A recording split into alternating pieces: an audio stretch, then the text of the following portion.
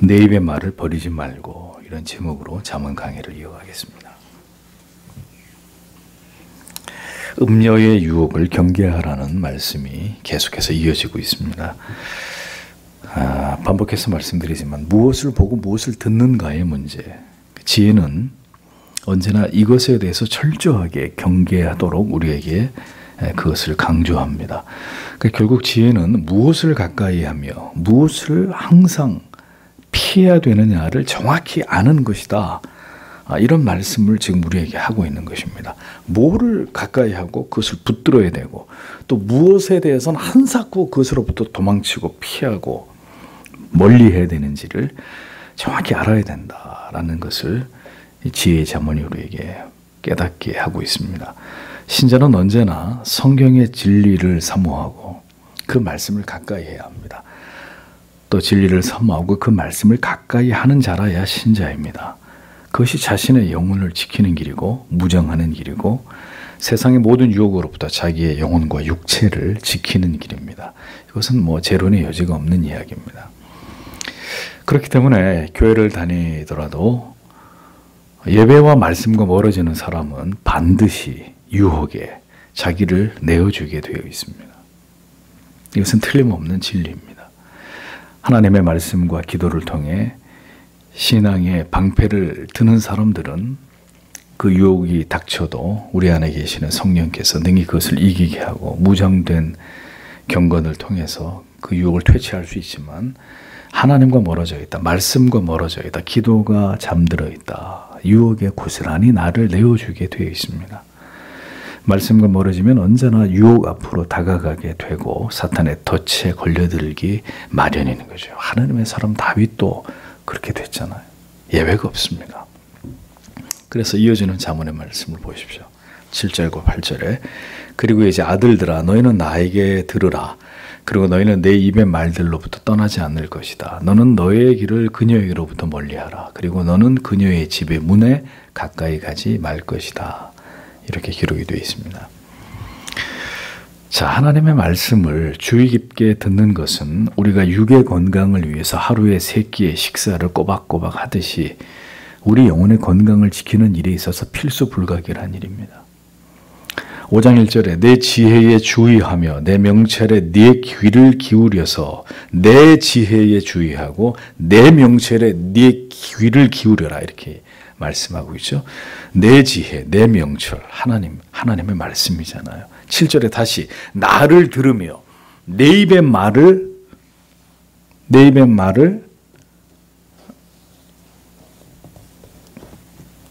버리지 말고, 내 입의 말을 버리지 말고, 나를 듣고 내 입의 말, 내가 너희에게 한 말을 버리지 말아라, 이렇게 분명히 말씀합니다.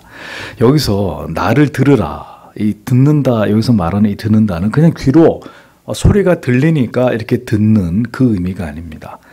여기서 들으라, 들으며, 여기서 들으며라는 이 단어의 의미는 어떤 말을 들을 때 그 말에 순종하려고 하는 마음으로 그 교훈을 새기는 거예요, 마음에.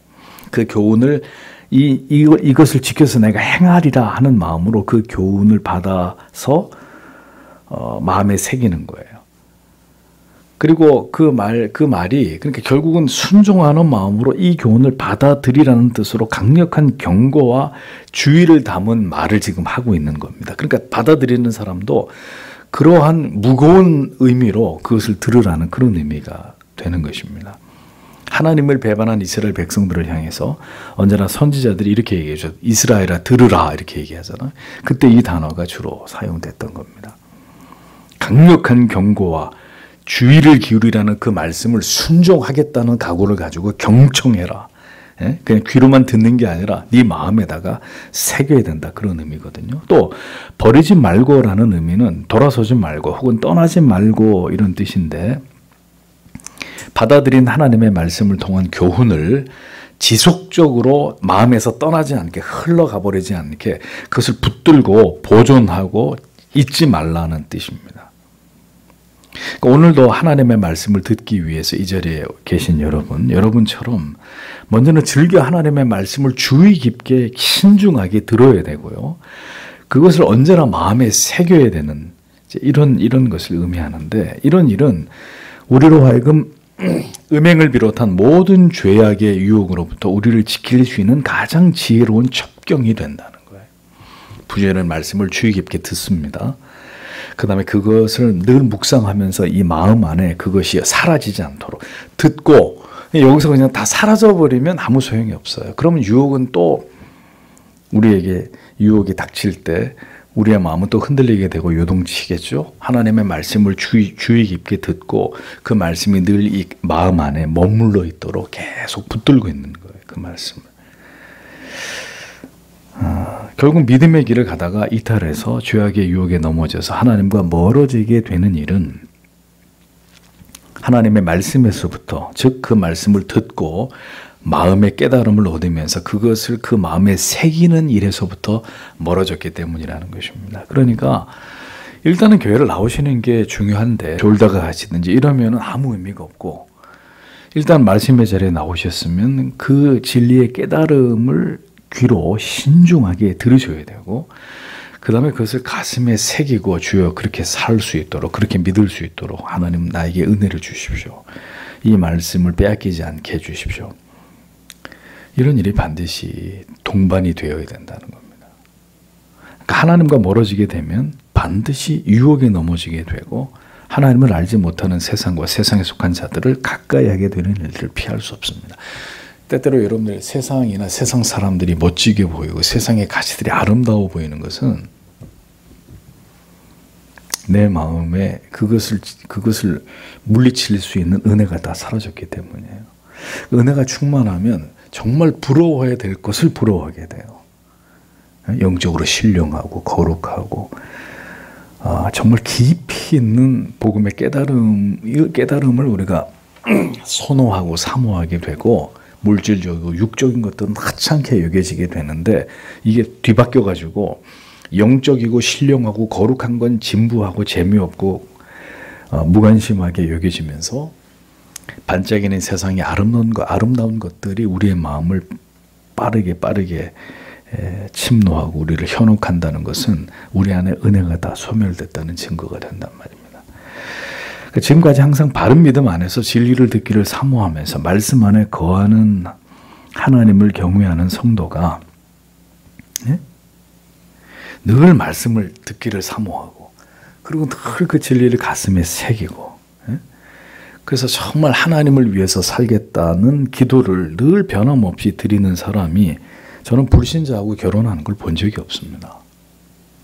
단 한 번도. 모두가 하나같이 하나님과 멀어져 있거나 하나님의 말씀을 통한 은혜의 붙드심 밖에 있는 자들이 결국 성적인 유혹에 무너지고 음행을 저지르고, 결혼도 하지 않았는데 혼전 순결을 어겨버리고, 아무나 자기 침상에 들이고, 음란한 것에서 벗어나지 못하는 죄를 범하는 거예요. 그리고 주일에는 교회 오고, 뭔가가 무너져 있는 건데 모르는 거죠. 자기가 모르는 거예요. 이어지는 8절에서 내 길을 그에게서 멀리하라, 그 집 문에도 가까이 가지 말라, 이렇게 말씀했습니다. 음행은 피하는 것입니다. 성도들, 음행은 극복하는 게 아닙니다. 젊은 지체 여러분 잘 들으세요. 음행은 충분히 내가 이길 수 있어. 내가 아무리 잘생기고 이쁜 사람을 봐도 나는 돌처럼 여겨 안 넘어갈 자신 있어. 바보 같은 짓입니다. 음행은 피하는 것입니다. 멀리하는 것입니다. 무조건. 모든 음행의 요소들을 여러분의 컴퓨터와 태블릿과 스마트폰에서 삭제하십시오. 삭제하십시오. 모든 음행을, 음란을 유발하는 장소나 사람을 멀리하십시오. 만약에 그대의 벗이 성적으로 음란한 사람이다. 수시로 남자가 바뀌고 여자가 바뀌고 그렇게 그 순결을 우습게 여기는 사람이다. 빨리 그 관계를 정리하십시오. 그런 사람을 벗으로 두지 말고 빨리 정리하십시오. 여러분이 걸어가는 길에서 음란과 음행과 관련되는 모든 것들을 피하십시오. 이 시대의 모든 축제의 문화라고 하는 것들이 하나같이 음란하게 그지없습니다. 소돔과 고모라를 방불합니다. 이런 일들은 하나님이 절대로 기뻐하실 일들이 아닙니다. 치명적인 전염병처럼 여기고 그 근처에도 가지 않으려고 하듯이 음행의 무서운 전염병을 여러분이 안다면 부디 그렇게 하셔야 됩니다. 피해야 됩니다. 멀리 해야 되는 거예요. 멀리. 근처도 가지 말아야 되는 거예요. 그런 사람이 사는 집 어디든 그런 사람하고 우리가 같이 갈 이유가 없는 거예요. 같이. 성적인 유혹은 매우 강력한 흡입력이 있습니다. 모두를 진공청소기처럼 빨아들여 버립니다. 남녀노소 성직자 성도를 구분하지 않아요. 다 빨아들인단 말입니다. 무조건. 보디발이 어떻게 했습니까? 요셉이 어떻게 했습니까? 보디발의 아내의 손길을 뿌리치고 지 옷이 벗겨지면서까지 그 자리를 피하잖아요. 떠나버리잖아요. 속히 떠나야 되는 거예요. 속히.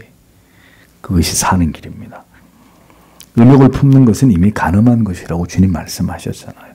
그래서 바울은 대안으로 뭘 얘기합니까? 주를 깨끗한 마음으로 부르는 자들과 함께, 저 세상의 친구들 말고 세상에 난잡한 이런 삶을 살아가는 젊은이들 말고 깨끗한 마음으로 주를 부르는 자들, 누구예요? 지체들이잖아요. 함께, 그들과 함께 의와 믿음과 사랑과 화평을 쫓으라. 너 혼자 하지 말고, 그리고 세상에 믿지 않은 자들과 어울리지 말고 깨끗한 마음으로 주를 부르는 자들과 공동체 안에서 지체들과 더불어서 네가 추구해야 될 성경이 말씀하는 이러한 주제들을 쫓아가라. 함께 서로 붙들어주면서 대안으로 말씀하고 음욕을 피하는 대안이란 말입니다. 음행의 유혹을 피하는 길은 그쪽을 바라보지 않는 거예요. 생각도 하지 않는 거예요. 그 반대의 무리들과 반대의 장소에서 그래서 거룩을 도모하는 것입니다. 믿음의 사람들이. 그래서 여러분들에게 질문합니다. 누구를 자주 만나시냔 말이에요. 여러분들이 자주 만나는 사람이 누구냐고요. 젊은 그리스도인 여러분. 그대가 자주 만나는 사람들은 지체들입니까? 아니면 하나님을 모르는 여자와 남자들입니까? 피해야 할 장소와 만나지 말아야 할 사람을 외면하지 못할 때 결국 어처구니 없이 유혹에 넘어지고 그 대가는 큰 고통과 괴로움을 맛보게 되는 것입니다. 성경은 그 파괴적인 결과에 대해서 이렇게 경고합니다. 9절에서 10절. 네가 너의 존귀함을 다른 자들에게 그리고 너의 연수들을 잔인한 자에게 두지 않도록 타인들이 너의 힘을 만족하고 너의 수고들이 외인의 집에 있지 않도록 이렇게 기록이 되어 있습니다. 음행에 대한 지엄한 심판의 결과가 분명하게 경고되고 있는 이 말씀을 주목해 보십시오. 먼저는 내 존영이 남에게 잃어버리게 된다 이렇게 말씀하고 있습니다. 이 말의 의미는 음행의 죄를 저지른 자 일평생 그 명예를 잃어버리게 된다는 뜻입니다. 사람의 눈은 요행이 여러분들이 피할 수 있었다 하더라도 하나님 앞에서 평생 그 음행에 지은 죄로 인해서 가책을 느끼면서 살아가게 되는 거예요. 용서함을 받아도 죄의 흔적은 남아서 내가 그런 음행을, 음란한 삶을, 간음을 저질렀던 자이다. 평생 이거 안고 사는 거예요. 일생 동안 스스로의 그 불명예를 안고 살아가게 된다. 그 존영이 사라져버린다. 아름다운 청년이 뭇 여성과 뭇 남성과 수없이 잠자리를 가지는 음란한 삶을 살았다면 그의 명예는 이미 더럽혀질 대로 더럽혀진 거예요. 짓밟혀진 겁니다. 세상에서는 뭐 그런 사람들이 인기를 끌고 연예인이 되고 뭐 어떤 삶을 사는지 잘 모르겠습니다만 이미 하나님이 보실 때 그의 명예는 더럽혀지고 짓밟혀진 겁니다. 그것은 다시 돌이킬 수 없는 일이 되고야 마는 것입니다. 하나님께 용서를 받았다 하더라도 그의 존귀함은, 그의 존영은 다시 회복될 수 없는 겁니다. 다음은 내 수완이 잔포자에게 빼앗기게 될 수 있다는 것을 경고합니다. 잔포자는 무자비하게 고통을 가하는 잔인한 사람을 가리키는데, 자, 음행을 하게 되면 잔포자에게 내 생명이 짧아진다. 이게 무슨 뜻이겠어요? 누가 잔포자가 될까요? 어떤 청년이 유부녀와 간통을 합니다. 그 남편이 그걸 알게 됐습니다. 청년이 아니라도 유부녀와 간통을 한 남자, 그녀의 남편이 그걸 알게 되면 어떻게 살려두겠어요? 잠언 6장 32절에서 35절에 부녀와 간음하는 자는 무죄한 자라. 이것을 행하는 자는 자기의 영혼을 망하게 하며 상함과 능욕을 받고 부끄러움을 씻을 수 없게 되나니 그 남편이 투기함으로 분노하여 원수를 갚는 날에 용서하지 아니하고 아무 벌금도 돌아보지 아니하며 많은 선물을 줄지라도 듣지 아니하리라 라고 말씀했습니다. 그녀의 남편이 그를 죽여버린단 말입니다. 복수심에. 다른 의미라면 그 음행의 결과는 하나님이 잔인한 복수로 그에게 되갚아 주신다는 뜻이 되는 겁니다. 또 다른 의미라면 음행을 즐겨 행하는 자, 그의 생명이 급격히 단축될 거라는 뜻이 될 수도 있습니다. 그게 음행의 결과라는 것이죠. 10절에는 이제 재산상의 손해가 또 음행의 징계가 될 것이라고 말씀하고 있습니다. 음행의 결과, 하나님께 받는 징계는 네가 지금까지 수고해서 얻은 재산, 그 재산을 몽땅 다 잃어버리게 된다. 탕진하고 상실하게 되는 것이다 라고 말씀합니다. 예수님의 비유 중에 나오는 탕자를 보세요. 부모에게 유산을 물려받은 그 재산을 어디에 써요? 향락과 음행에다가 다 탕진해 버리잖아요. 음행의 이유로 만약에 이혼을 당하게 되면 어떻게 해요? 자기 재산 대부분 위자료로 다 줘야 돼요. 이런 일뿐 아니라 음행의 죄를 지은 자의 모든 재산과 재물 하나님이 다 뺏어간다는 겁니다. 다 빼앗아 가신다는 거예요. 음행에 빠져서 명예도 재산도 다 날려버리게 되는 비참한 결과를 피할 수 없게 된다 라고 잠언이 분명하게 경고하고 있습니다. 여러분, 하나님께서 음행을 왜 이처럼 미워하시는 것일까요? 그것은 하나님이 세우신 가정을 파괴하는 죄가 되기 때문입니다. 또 하나님의 성전인 우리의 몸을, 우리의 영혼을 스스로 파멸시키는, 교회를 회파하는 이런 죄가 되기 때문입니다. 가정이 파괴되면 교회도 무너지는 거잖아요. 음행을 저지르고 믿지 않은 자와 결혼을 하게 될 때 결국 가정뿐 아니라 주님의 교회까지도 모든 믿음의 가정들로 든든히 서지 못하는 일들이 일어나게 됩니다. 그러니까 주님의 교회가 흔들리게 되고 쪼개지게 되고 무너지게 되는 그 일들이 일어나는 거예요. 음행이 벌어지면. 그래서 하나님이 음행을 이처럼 엄히 다스리시고 이 부분에 대해서 이렇게 분명하게 책망하고 계시는 것을 우리가 분명히 기억해야 됩니다. 하나님께서 믿지 않는 자와의 결혼을 비롯한 모든 음행으로 인해서 빚어지는 영적인 타락과 죄악들에 대해서 분명히 금하고 계신다는 것을 우리는 잊지 말아야 합니다. 절대로 지혜롭지 못한 하나님의 자녀들의 삶과 교회를 파괴하는 죄가 된다라는 것을 잊어서는 안 됩니다. 음행으로 인해서 얼마나 많은 가정들이 무너지고 고통과 괴로움을 겪고 있는지를 보십시오. 얼마나 교회들이 이런 문제들로 인해서 시험에 들고 교회가 깨지는 일들이 일어납니까? 그리스도인들은 믿음 안에서 믿음의 사람들끼리 만나서 아름다운 믿음의 가정을 이루고 음행에서부터 자기 영혼을, 가정을 지키고 교회를 거룩하게 지키는 자들이 되어야 합니다. 음행의 문제를 간과하면 고린도 교회처럼 되는 거예요. 고린도 교회처럼. 심각한 영적인 부패와 타락이 일어나게 되는 것입니다. 그래서 뭐라 그랬어요, 바울은? 아니, 예수 안 믿는 사람들이 음란하게 살아. 그러면 그런 사람들하고 상종을 안 하면 누구하고 우리가 그러면 저 세상에서 살겠느냐? 그러니까 세상에 하나님을 믿지 않은 자들이 음란한 삶을 사는 것에 대해서는 우리가 어찌할 수 없지만 바울이 엄히 얘기한 게 뭡니까? 교인 중에 음행하는 자들이 있다. 용납하지 말고 내쫓으라고 얘기했습니다. 내쫓아라. 교회 안에 두지 마. 내쫓아라. 왜? 주님의 교회를 파괴하는 근본적인 문제가 될 수 있기 때문에 주님의 교회가 흔들리고 무너지는 것은 그런 자들을 용납한 결과다라고 말씀하고 있는 거예요. 교인이 만약에 교인이 교인과 간음을 저지르고 교인이 음행을 저지른다? 내쫓아야 되는 겁니다. 물론 회개하고 돌이키면 우리가 그것을 덮어줘야 되겠지만 계속 그런 삶을 살고 있고 돌이키지 않는다? 그럼 출교시켜야 되는 거예요.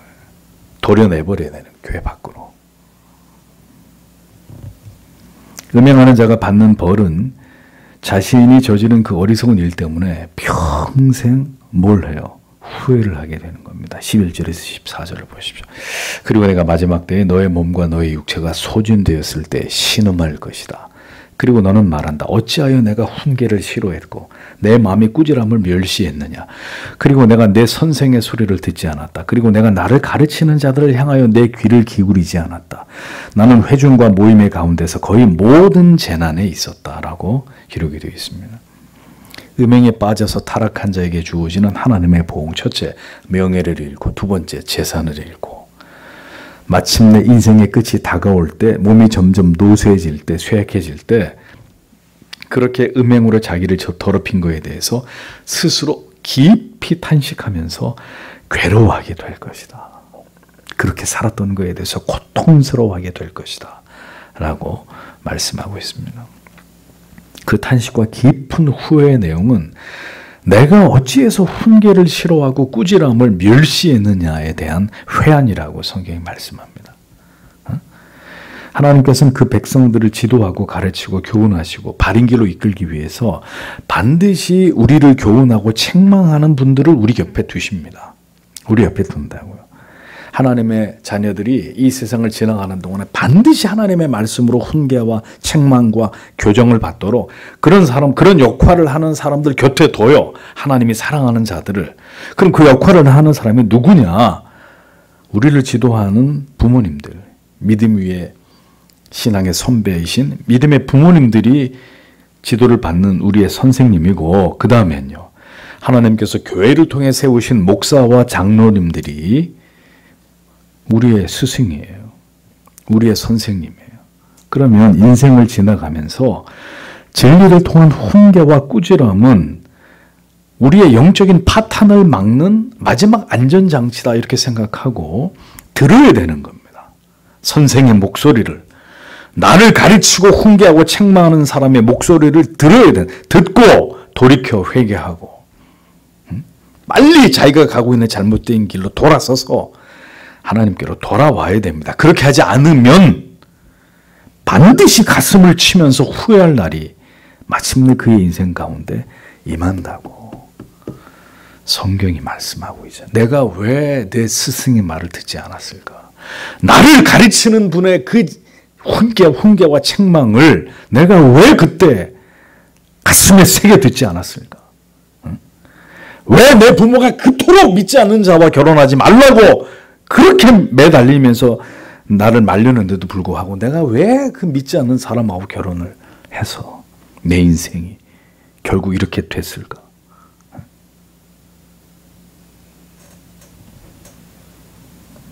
옆에서 여러분 하나님의 말씀을 가지고 채찍을 때려주는 사람이 있는 것은 고마운 것입니다. 무슨 짓을 해도 아무도 나한테 얘기하는 사람이 없다. 재앙입니다. 선생의 목소리를, 나를 가르치는 이의 목소리를 듣지 않는 자에서 뛰쳐나가는 거죠. 기어이. 맨날 그 죄 얘기만 하고 내 마음대로 하고 싶은데 못하게 하고 이놈의 집구석, 부모 안 보면 그만이고 저런 목사, 뭐 저런 설교, 저런 교회 안 나가면 그만이다. 뛰쳐나가는 거죠. 탕자처럼. 그렇게 해보세요. 반드시 가슴을 치며 후회할 날이 그런 사람들의 인생 가운데 임하게 됩니다. 그게 하나님의 말씀이 우리에게 분명히 말씀하고 있는 바입니다. 우리는 훈계와 책망과 교훈을 그러므로 달게 받아들이는 자들이 되어야 합니다. 지혜와 명철을 얻는 길은 언제나 따가운 진리의 책망과 훈계와 교훈을 들으면서 부단히 자기 자신을 돌아보는 것을 기꺼워하지 않고는 불가능한 일입니다. 마지막 때에 보십시오. 안 들으려고 해요. 안 돼. 지금 이 시대 젊은이들 누가 뭐라고 해도 안 들으려고 해요. 자기 마음대로 하려고 해요. 자기 마음대로. 이거를 이제 믿음의 부모님들은 꺾어야 되는 거죠. 교회의 영적인 스승들은, 목사와 장로들은 이 고집들을 꺾어서 하나님 앞에 굴복시켜야 되는 겁니다. 이 엄중한 하나님의 말씀으로 따갑게 그들을 책망하면서 너 이 말씀의 주인공이 되고 싶은 것이냐? 기어이 네가 그 길로 가려고 하는 것이냐? 응?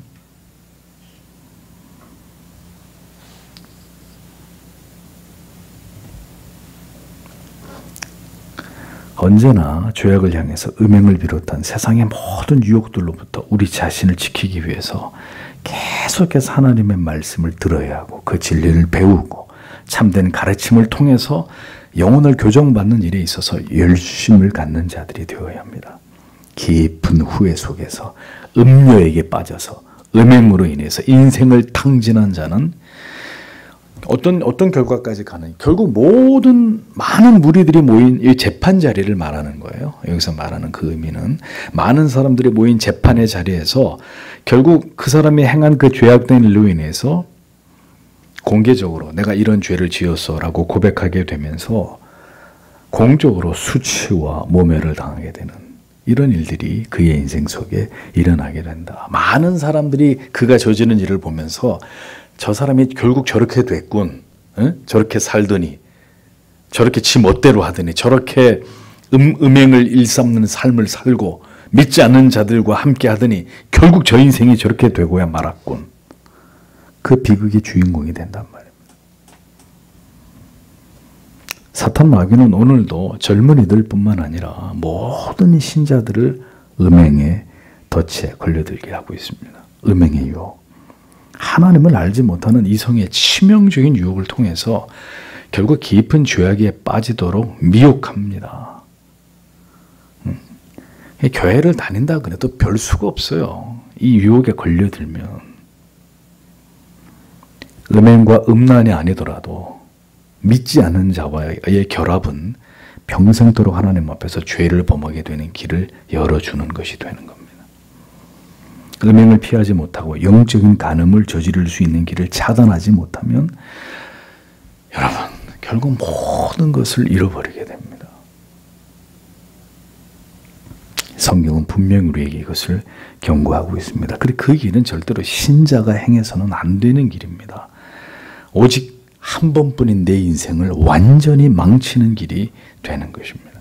부디 올바른 길로 인도하며 진리의 말씀을 올바른 길로 인도하는 하나님의 진리의 말씀을 붙들기를 간곡하게 외치는 목사의 말을 오늘도 여러분 들으셔야 됩니다. 음행의 길로, 음료의 길로 가지 말고 더럽게 하나님의 말씀을 가까이 하는 길로 행하십시오. 세상으로 나아가지 말고 하나님을 알지 못하는 자들의 매력에 넘어가지 말고 참된 진리를 알고 그 교훈을 묵상하고 인생을 하나님께서 원하시는 바른 길로 행하기 위해, 그래서 여러분 그게 내 힘으로 안 되기 때문에 뭘 해야 돼? 기도해야 되는 거예요. 기도. 단언하건대 마지막 때에 많은 자들이 넘어질 것입니다. 이 음란한 시대에, 이 타락하고 부패한 세상에서 많은 자들이 신앙을 버리고 배도의 길로 행할 것입니다. 더 아름다워 보이고 더 이뻐 보이고 더 멋있어 보이는 세상을 향해서 불나방처럼 달려갈 겁니다. 부디 지혜와 명철을 붙들고 하나님이 원하시는 길로 행하는 자들이 되시기를 바랍니다. 다시 오지 않는 인생을, 그리고 젊음의 모든 선택들이 참된 진리의 말씀을 따라서 하나님께서 우리에게 명하신 그 길로 결정하는, 그 길에서 벗어나지 않는 지혜로운 자들이 되시기를 바랍니다. 결국 후회 없이 인생의 날들을 지나가는, 특별히 유혹 많은 젊음의 때를 하나님의 은혜로 올바로 채워나가는 자들이, 그런 지체들이 되기를 간절히 부탁합니다. 하나님이 우리 모두를 그 길로 행할 수 있도록 오늘도 이 모든 경고와 이 경계의 말씀을 우리가 마음에 새기면서 하나님께서 우리 모두의 앞길을 그 길로 행할 수 있도록 그 길로 인도하시고 도우시고 우리 안에 지혜와 명철을, 두려운 마음을 주셔서 하나님의 기뻐하시는 인생의 길로 행하도록 하나님이 우리 모두를 간섭해 주시고 그 길로 인도해 주시기를 오늘도 이 밤에도 다 함께 간절히 기도하고 돌아가기를 원합니다. 기도하겠습니다.